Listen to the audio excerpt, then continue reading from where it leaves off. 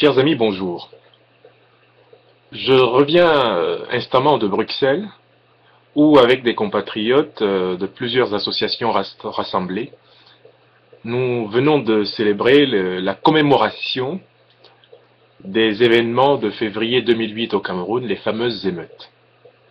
À cette occasion, une question récurrente parmi les communautés camerounaises que j'écume et que je visite depuis de longues années, eh bien cette question m'est revenue. Et cette question est la suivante. Quelle est votre vision du changement au Cameroun?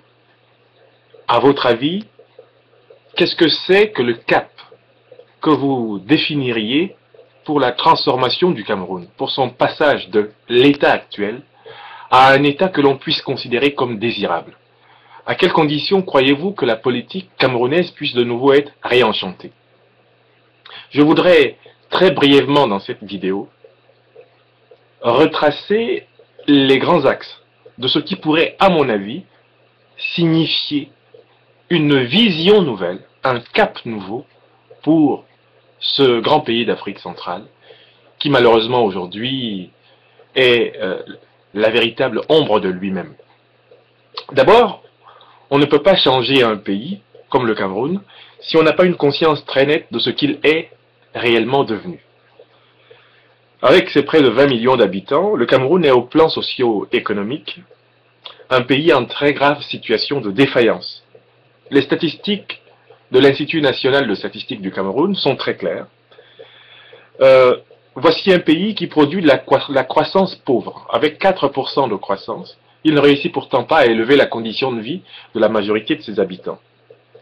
Près de 50% de taux de pauvreté de la population, une espérance de vie réduite à 45 ans, 70% des jeunes qui ne rêvent que de s'exiler pour pouvoir accéder enfin au bien-être et aux standards internationaux de niveau de vie, près de 50% des recettes de l'État qui sont quotidiennement détournées chaque année par notamment une administration publique hautement prévaricatrice, une criminalité économique exceptionnelle, incarnée par l'État RDPC de M. Paul Biya, dont les scandales économiques à répétition n'ont pas cessé de défrayer la chronique. 3 fois le pays a été classé pays très pauvre, pays le plus corrompu au monde.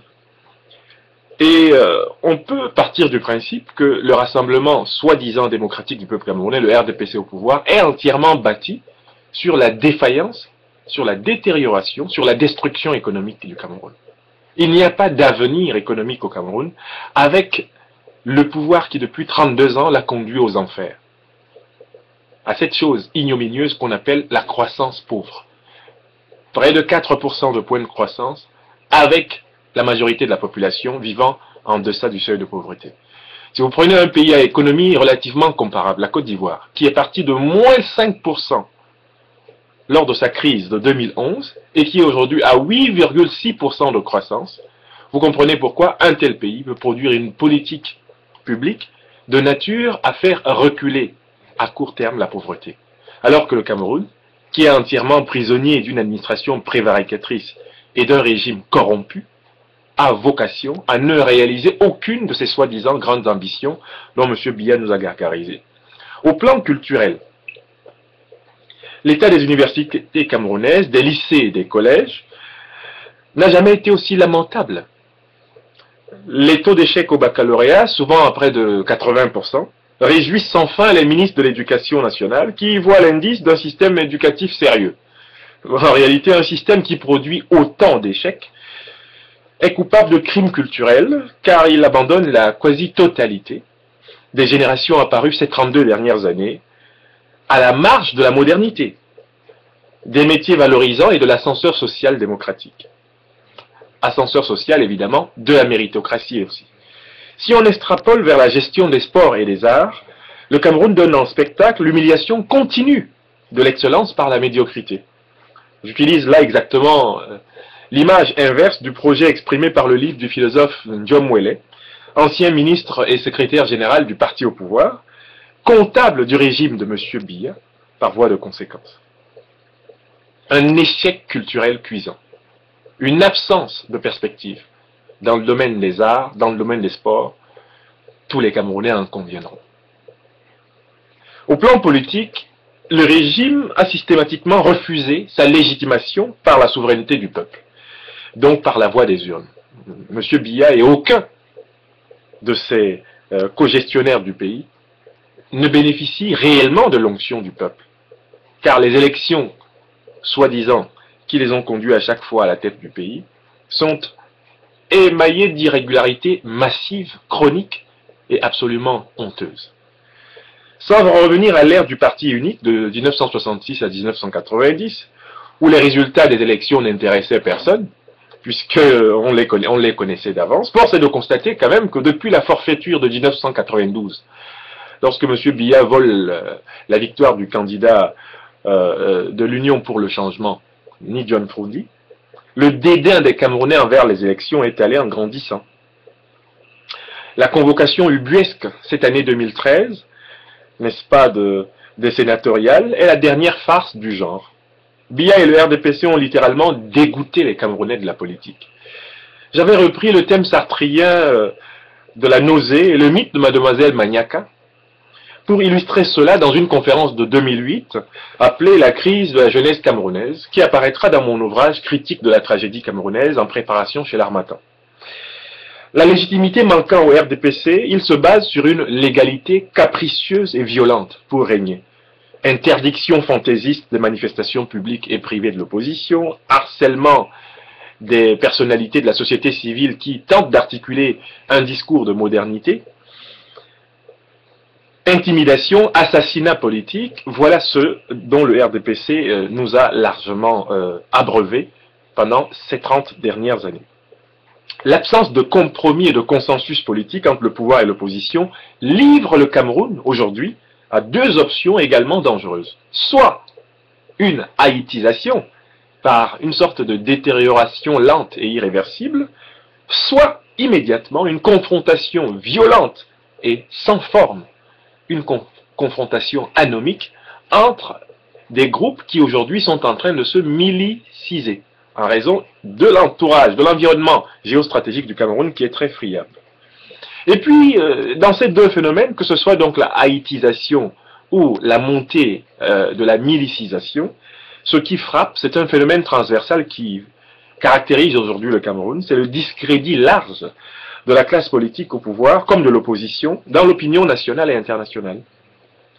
Toute la question aujourd'hui, donc, de savoir aussi comment on peut réenchanter la politique camerounaise, comment on peut redonner plaisir à s'intéresser et à faire de la politique aux Camerounais, qu'on retrouve par centaines dans des occasions festives, qu'on retrouve par centaines autour de leur petit écran lors d'un certain nombre d'événements sportifs, mais qu'on retrouve de moins en moins facilement par centaines lorsqu'il faut discuter de politique. C'est-à-dire de l'avenir même de leur pays, de leurs enfants, de l'avenir de leur propre vie. En fait, on fait de la politique, à mon avis, en touchant non pas simplement la raison des gens, mais également leur cœur. Il faut une fine connaissance du pays, en même temps que le courage d'un projet. Et j'en viens ici à la réponse à une question qui m'a souvent été posée et à laquelle je m'applique au fil des conférences que je donne à travers le monde à répondre, je l'espère, de mieux en mieux. La question c'est, où voulez-vous nous emmener? Quel est le projet que vous nous proposez? Ce n'est pas simplement la question du programme, c'est la question de la vision.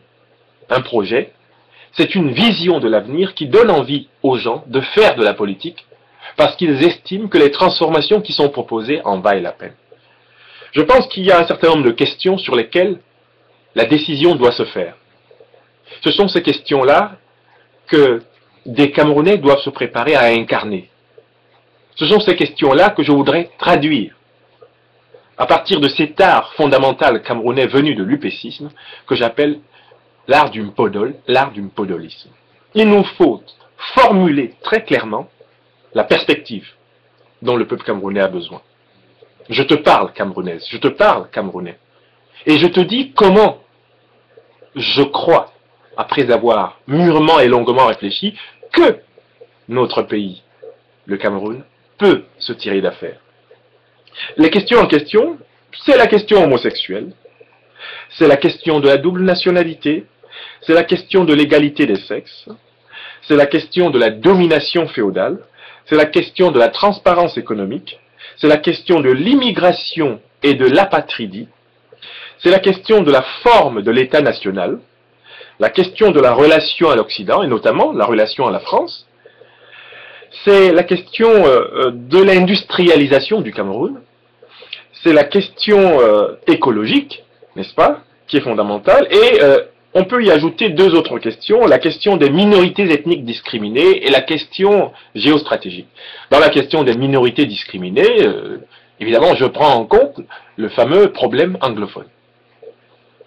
Commençons par la première question, la question homosexuelle. J'estime que le changement au Cameroun s'incarnera lorsque, très courageusement, une majorité politique se dégagera pour dire que l'homosexualité n'est pas un crime, que les homosexuels camerounais sont des êtres humains comme tous les autres, sont des citoyens comme tous les autres.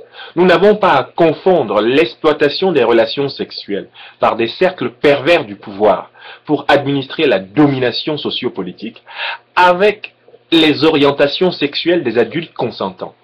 L'homosexualité est connue dans les sociétés africaines de très longue date.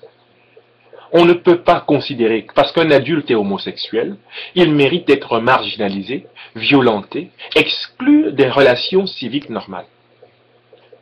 Le changement au Cameroun passera par la fin de l'homophobie, par la légalisation du respect des citoyens, quelles que soient leurs orientations sexuelles. Il ne faut pas confondre la diversité des orientations sexuelles, homosexualité, hétérosexualité, avec la perversité sexuelle, avec la violence sexuelle, car en réalité l'ambiance aujourd'hui est la confusion entre l'exploitation, n'est-ce pas, de la violence sexuelle, de la domination sexuelle à des fins symboliques, à des fins politiques, à des fins économiques, à des fins carrément psychologiques, et le fait que la polymorphie du comportement, la diversité du comportement sexuel de l'être humain est un fait ancien. Nos sociétés traditionnelles connaissent l'homosexualité et ne l'ont pas systématiquement toujours condamnée. Il y a de nombreuses sociétés africaines, des sociétés dans le Sud, qui, de très longue date, savent que certains individus naissent avec cette orientation sexuelle-là, sans que cela ne soit un scandale pour la société globale. Alors, voilà le premier point. On doit avoir le courage de décevoir ceux des Camerounais qui, dans la confusion, la pavlovisation des opinions, sont aujourd'hui au cœur, n'est-ce pas, des curés d'homophobie absolument inacceptables dans une société démocratique. La deuxième question, c'est la question de la double nationalité. 4 millions de Camerounais sont à l'étranger, et parmi ces 4 millions, une majorité, donc plus de 2 millions, ont, entre autres, adopté la nationalité des pays qui les ont accueillis. C'est une loi de la vie. C'est le ubi bene, ubi patria. L'homme est avant tout, d'abord, un habitant de la terre. Mais le Cameroun doit s'affirmer comme une république d'intégration cosmopolitique. Il doit donner l'exemple en posant comme principe que l'appartenance à la nation camerounaise ne se perd pas en raison des adoptions de nationalité, de citoyenneté, auxquelles, évidemment, des citoyens originaires du Cameroun peuvent s'être adonnés au cours de leur parcours de vie.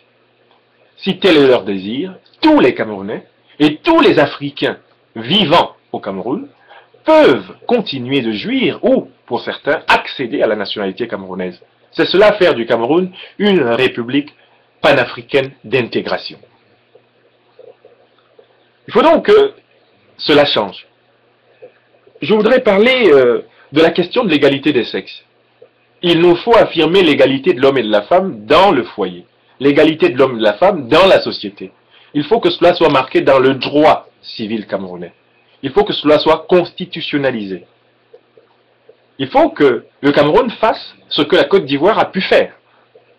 L'affirmation que 2 adultes constituant un foyer en tant que parents, sont des égaux.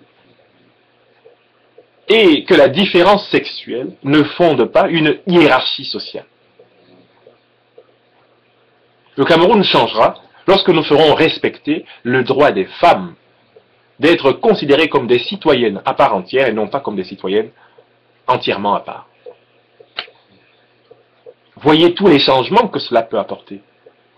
De veiller à ce que les femmes ne soient discriminées dans aucun domaine de la vie sociale, dans ce grand pays qu'est le Cameroun.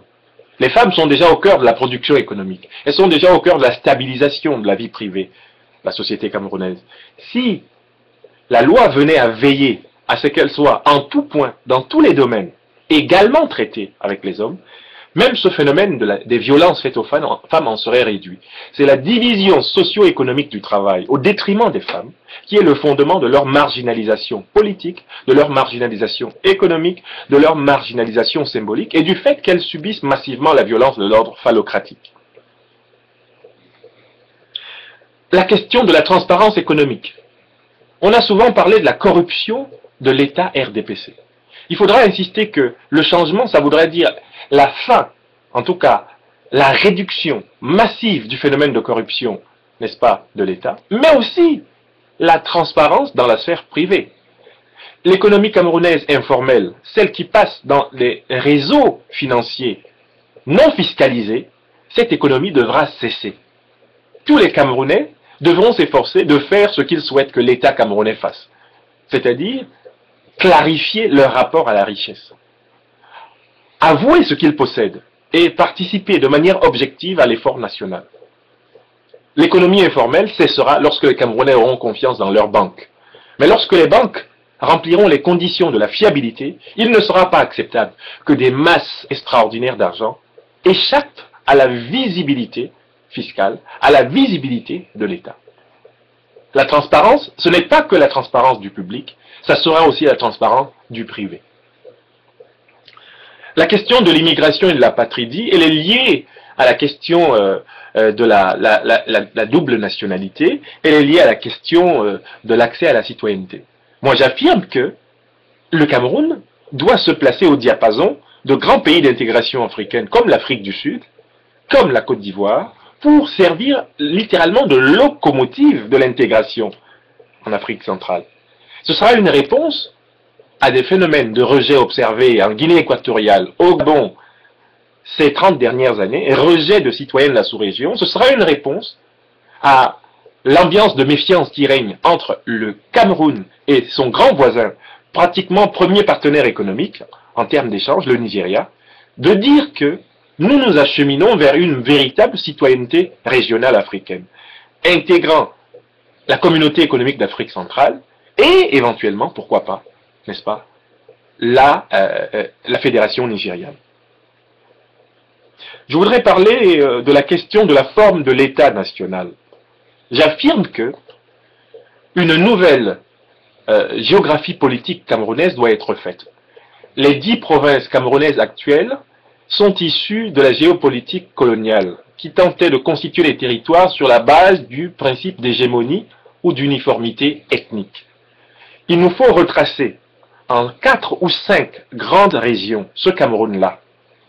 Peut-être même en 15 ou 20, je ne sais pas, mais il nous faudra changer de principe et refaire des régions qui soient des régions d'intégration nationale. À titre d'exemple, on peut imaginer une région administrative camerounaise qui serait constituée de l'actuelle province de l'Ouest et de la province du Centre. On peut imaginer une région camerounaise qui serait constituée d'une partie de l'actuelle province de l'Est et d'une partie de l'actuelle province de la Damawa. On pourrait imaginer une région camerounaise qui serait constituée d'une partie de l'actuelle région du Nord-Ouest et d'une partie de la Damawa et du Nord. On pourrait imaginer une nouvelle région camerounaise qui serait constituée du littoral que l'on regarde aujourd'hui et du Sud-Ouest, éventuellement d'ailleurs en partie, d'une partie du Sud. On peut imaginer une province supplémentaire camerounaise, une région administrative qui serait constituée d'une partie de l'actuel centre, d'une partie de l'actuel sud et d'une partie de l'actuel est. Donc, il nous faut, au Cameroun, faire sortir les Camerounais des cadres mentaux, géographiques, administratifs de l'État colonial. Ce qui demande une nouvelle architecture administrative. La question féodale est fondamentale. Il faut absolument débarrasser les chefs traditionnels camerounais de leurs fonctions politiques pour leur redonner fondamentalement une fonction de transmission de l'héritage et du patrimoine culturel. Les lamidos, les chefs traditionnels, que ce soit de l'Ouest, du littoral, du centre, du sud, d'où qu'ils soient, les chefferies traditionnelles doivent redevenir des lieux de conservation du patrimoine naturel et non pas des lieux de subalternation de la société, en complicité avec l'État prévaricateur. Il faut vider la chefferie traditionnelle de son contenu politique pour lui confier, évidemment, ce travail de mémoire, ce travail patrimonial qui permettra, évidemment, de continuer de faire apprécier la saveur de la créativité de nos cultures nationales. Je vois les chefferies traditionnelles désormais rattachées au ministère de la Culture et non plus au ministère de l'administration territoriale. Nous sommes dans la deuxième république que je suis en train de penser, en république. Nous ne sommes plus dans cette logique-là. Nous ne sommes plus, évidemment, dans un clan. Nous ne sommes plus dans une ethnie. Nous ne sommes plus dans une tribu. Tout individu naissant au Cameroun doit naître d'abord à son humanité, ensuite à sa citoyenneté, et évidemment, il pourra avoir tous les autres attributs de la culture locale, toutes les autres adhésions, qui sont de toutes les façons des contingences par rapport au fait d'être un être humain. Je voudrais parler de la question de la relation à l'Occident. Le Cameroun a historiquement un très grand contentieux à régler avec l'ancienne puissance coloniale, la France. C'est le contentieux des morts de la guerre d'indépendance, de la lutte d'indépendance qui est allée de 1955 à 1971. Je pense que les autorités françaises actuelles, la gauche socialiste incarnée par le président Hollande, sont susceptibles d'accepter d'ouvrir ce débat avec une opposition camerounaise débarrassée du réflexe de haine, débarrassée du réflexe du ressentiment, déterminée à faire de la souffrance de ce passé, de la tragédie subie par le peuple camerounais, 1 million de morts du fait de la répression de l'armée coloniale française et de ses supplétifs africains. Il faudra que cela soit posé sur la table et que soit définie une politique de la réhabilitation, de la réconciliation, de la vérité et de la justice pour tous ces morts qui sommeillent dans l'inconscient traumatique du peuple camerounais et expliquent par moments à la fois sa léthargie, expliquent par moments à la fois sa violence incontrôlée, expliquent par moments à la fois le fait qu'il ait perdu ses repères. C'est un peuple malade. Il a pratiquement 1 million de morts qui n'ont pas été pleurés, de morts sans sépulture. Imaginez quelqu'un qui vivrait avec des cadavres dans son frigo en permanence. Tel est l'état du peuple camerounais contemporain. Il nous faut réussir à faire comprendre à la France que, comme elle l'a fait en Algérie, il est temps qu'elle mette des mots, il est temps qu'elle pose des gestes sur le grand drame, sur la grande tragédie nationale camerounaise. Ce pays est malade. On ne peut pas le ressusciter, on ne peut pas le redresser si il n'y a pas le deuil, la célébration, s'il n'y a pas la dignification, si je peux dire, s'il n'y a pas la réhumanisation de toutes ces personnes, de toutes ces têtes coupées, de tout ce qu'on a appelé les maquisards, et qui étaient en très grande partie des indépendantistes, des souverainistes, des nationalistes, et des citoyens, bien souvent d'ailleurs habités d'un très grand humanisme africain et d'un très grand humanisme cosmopolitique. La réhabilitation de Oumniobé et de tous ceux qui autour de lui donnèrent leur vie pour que le Cameroun soit un espace, en quelque sorte désétranglé de la domination impériale, est l'une des conditions du redressement psychologique de la nation.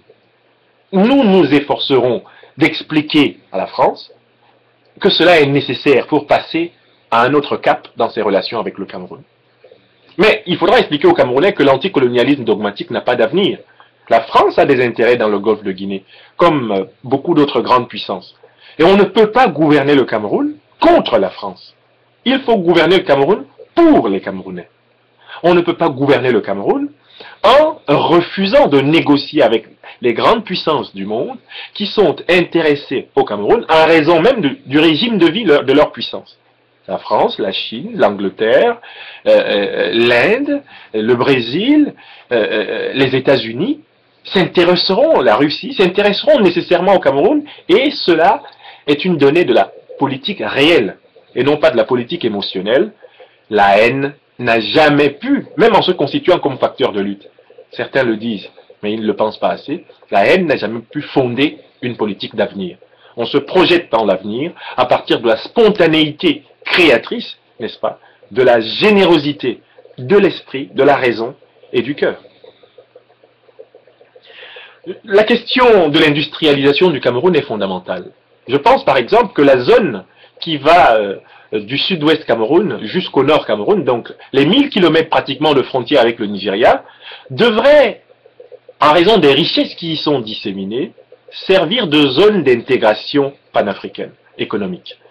Je suis très marqué par la zone d'intégration européenne de la vallée du Rhin, n'est-ce pas, la zone de la Ruhr, comme on l'appelle en Allemagne, par la suite. Cette zone-là, qui part de Strasbourg jusqu'au cœur de l'Allemagne et qui a en réalité été la zone expérimentale de l'Union européenne et de la communauté franco-allemande. Je pense que la zone frontalière entre le Cameroun et le Nigeria est une zone d'intégration africaine de haut rang. Il faut que les démocrates républicains nigérians et les démocrates républicains camerounais construisent un autre projet de valorisation de cette zone frontalière comme étant une zone d'intégration africaine, d'intégration panafricaine, pour donner un sens au fait que la plupart des échanges économiques aujourd'hui du Cameroun avec des pays étrangers sont des échanges avec le Nigeria. Nous avons à vivre avec le Nigeria. Nous avons à créer avec le Nigeria une relation de non-méfiance. Nous avons à partager le monde. Nous avons à partager la vie. Bakassi, c'est l'emblème de ce qu'il nous faut dépasser. Les victoires juridiques contre des pays voisins avec lesquels on est lié par le destin. Le traité de Versailles en 1919 nous l'a montré pour la relation franco-allemande. Les victoires juridiques ne suffisent pas à fonder la confiance et à fonder, n'est-ce pas, la volonté de vivre ensemble. Ce qu'il faut, c'est une victoire de l'intelligence, une victoire de la coopération, une victoire de la covision. Moi, je vois donc la zone qui va de Limbe au Cameroun jusqu'à Maïdougouri au nord du Nigeria, je vois toute cette large zone être une zone couverte de belles routes, d'universités, d'hôpitaux, co-développés, co-construits, co-produits par le Nigeria et le Cameroun, dans l'intérêt, effectivement, des communautés qui vivent à cheval entre les deux frontières. Je vois le Nigeria et le Cameroun construire un foyer, un puissant foyer d'intégration africaine à partir d'une politique autre que celle de la méfiance, à partir d'une politique autre que celle, effectivement, de Bakassi. L'industrialisation viendra de cela, elle viendra de l'intégration régionale et de la compensation mutuelle des besoins. Le Cameroun dispose de ressources humaines extraordinaires pour produire le bon industriel, notamment donc à travers l'appropriation des machines-outils. Enfin, quand même, je voudrais parler de la question écologique, elle est fondamentale. Le Cameroun a l'une des réserves de biotopes, de milieux naturels les plus exceptionnels au monde et les plus importantes d'Afrique centrale. Il nous faut prendre au sérieux la préservation des conditions naturelles d'une vie pour les animaux et pour les hommes qui soit véritablement viable, une vie qui soit durable, une vie qui soit en quelque sorte compatible avec les exigences universelles, les exigences universelles du bien-être animal et humain. Donc l'écologie n'est pas un détail du soir. L'écologie est au cœur de la politique. Il faut donc que les Camerounais et les autres partenaires démocratiques de la sous-région s'engagent dans une révolution écologique permettant de valoriser à la fois le tourisme, mais également de valoriser les milieux naturels, les espaces naturels, qui sont la condition de la solidité de la civilisation. Il nous faut donc déterminer cela et l'inscrire dans la Constitution. Je pense qu'il faut constitutionnaliser la protection écologique de ce pays, de telle façon qu'elle échappe à des débats de majorité, qu'elle échappe à des débats de factions, à des débats de clans. Car le pays, en tant qu'espace écologique, est la condition de toutes les autres prestations. La question des minorités ethniques discriminées, je pense notamment ici aux Pygmées, doit être abordée de manière frontale. Il faut absolument cesser la répression des populations autochtones minoritaires du Cameroun, qui à mon avis sont essentiellement, en tout cas, les Pygmées. Le respect de l'environnement écologique de ces populations, le respect de leurs traditions, le respect des conditions d'intégration citoyenne les plus idéales pour eux parce qu'ils sont les plus vulnérables, tout cela sera un indice de l'amélioration qualitative de la politique camerounaise. Voilà quelques questions sur lesquelles je pense affirmer une vision. Et lorsque j'en discute avec mes amis du collectif diasporique, lorsque j'en discute avec les Camerounais à travers le monde, lorsque j'en discute avec les représentants des États occidentaux, c'était le cas aujourd'hui avec la sénatrice belge Marie Arena à Bruxelles, j'ai le sentiment, dans les réponses, dans les réactions que l'on me propose, d'entendre l'écho d'un sens qui est perçu. Changer le Cameroun, c'est répondre très clairement à ces questions-là. Évidemment, il ne faut pas oublier la question fondamentale de l'éducation. Je m'en voudrais de partir d'ici sans l'avoir évoqué. Un système éducatif qui produit l'échec est un crime culturel organisé. Il nous faut absolument changer le système éducatif camerounais, d'abord pour l'adapter aux besoins des populations, aux possibilités des populations, aux nécessités de l'industrialisation du Cameroun, aux nécessités de la modernisation endogène et sous-régionale du Cameroun. Il nous faut réussir à produire une modernité du système éducatif sur la base du principe d'inclusion. C'est-à-dire s'efforcer de faire qu'une génération reçoive systématiquement le socle minimal de connaissances nécessaires pour affronter la vie. Cet objectif est tenable. Le Cameroun pouvant, par la bonne gouvernance, dégager des ressources substantielles pour sauver sa jeunesse de la déshérence et pour la mobiliser dans les sphères prioritaires de l'agriculture et de l'industrie. Il y aura du travail au Cameroun si les recettes, les ressources publiques camerounaises sont mobilisées pour bien former les jeunes et si elles sont mobilisées pour produire les conditions des investissements privés, les conditions des investissements publics rentables dans le pays et dans la sous-région. Donc produire une économie endogène. On pourra toujours venir plus tard à des questions décisives de souveraineté, comme la question monétaire. Mais je crois qu'on ne peut pas détacher cette question-là d'un ensemble de décisions infrastructurelles prises pour améliorer fondamentalement le cadre de la gouvernance actuelle. Enfin, la question géopolitique, on sait que le Tchad est pratiquement en semi-guerre permanente. La République centrafricaine est dans cet état. Le Nigeria, notamment avec la menace terroriste de Boko Haram, est plus que jamais friable, bien que ce soit un pays qui a fait des efforts de pratique de l'alternance démocratique et de pratique, n'est-ce pas, du choix de ses représentants selon les règles classiques de la démocratie représentative. Le Gabon, le Congo, la Guinée équatoriale ne nous offrent pas nécessairement des garanties de stabilité politique dans l'avenir proche ou lointain. Je suis pour une diplomatie camerounaise, d'abord évidemment réaliste, reconnaître que les pays qui nous entourent sont ce qu'ils sont et que nous ne pouvons pas les changer d'un coup de baguette magique, mais je suis pour une diplomatie volontariste, c'est-à-dire une diplomatie de la démocratie. Et j'ai écouté aujourd'hui, en revenant dans le train de Paris, de Bruxelles à Paris, j'ai écouté sur ma machine, que voici, le discours du président nigérian Goodluck Ebele Jonathan. Dans ce discours, le président Goodluck Ebele Jonathan disait que l'avenir du Nigeria se trouve dans son engagement pour le changement qualitatif de la structure de la gouvernance des pays qui l'entourent. Et que c'est cela qui expliquait l'engagement du Nigeria, par exemple, auprès de la Côte d'Ivoire, pour faire respecter le résultat des élections présidentielles de 2010. Je pense qu'on peut extrapoler et dire que le président Goodluck Jonathan vient d'indiquer que le Nigeria a compris qu'il a besoin d'un Cameroun réellement démocratique. Et il nous faut réfléchir à toutes les forces positives qu'il y a autour du Cameroun, pas seulement en Afrique, mais également en Europe, en France, en Angleterre, en Allemagne, aux États-Unis, et qui attendent de voir émerger un projet, une vision, des hommes déterminés, structurés, organisés, qui attendent de voir émerger une opposition camerounaise dont le leadership sera renouvelé, dont le leadership sera fondé sur l'incarnation de la vision, et là j'espère vous en avoir proposé une à travers l'analyse des questions. Ce qui est attendu, c'est une clarté sur ce que nous souhaitons faire du Cameroun.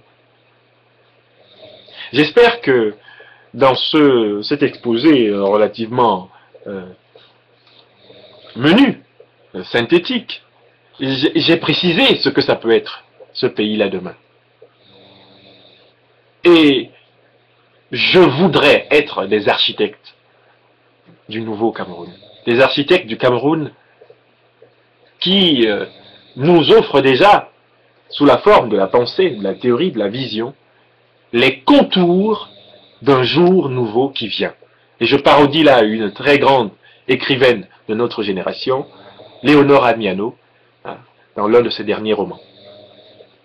Je remercie ceux qui, à Bruxelles, autour de l'association ASBL-CEBAF, tel Marcel Tchangué, m'ont accueilli aujourd'hui et littéralement m'ont mis en demeure de leur offrir une perspective, m'ont mis en demeure de continuer à indiquer comment je pense pouvoir participer décisivement, éventuellement incarner une certaine idée du changement au Cameroun. Il faut du cran, mais il faut réfléchir, il faut travailler. Et humblement, modestement, je m'efforcerai d'être chaque jour davantage plus précis sur ces questions-là. Une pensée enfin pour les Camerounais assassinés en février 2008. Les près de 150 Camerounais, 39 selon le gouvernement, pour lesquels aucun jugement n'a été émis, aucun jugement de coupable n'a été fait depuis 5 ans. Je voudrais dire à leurs familles que nous ne les oublions pas.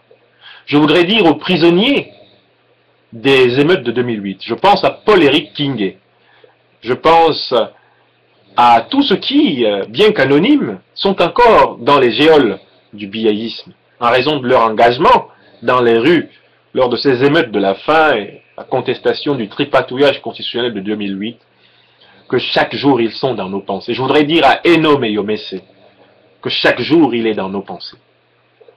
Le citoyen Yves Beng vient, dans son inspiration musicale, de produire une très belle chanson, et sans doute un clip que beaucoup de Camerounais verront bientôt, n'est-ce pas, Noël en prison, dédié à Enome Yomese et à tous ceux qui continuent de pâtir de la bêtise du régime camerounais de M. Paul Biya. Je voudrais quand même que les Camerounais, les Camerounaises qui m'écoutent, retrouvent goût à la politique, qu'ils pensent qu'un autre Cameroun est possible. Je vous souhaite une bonne soirée. Franklin Nyamsi, porte-parole du collectif diasporique camerounais, je m'adresse à vous depuis le siège de notre organisation à Rouen, en France.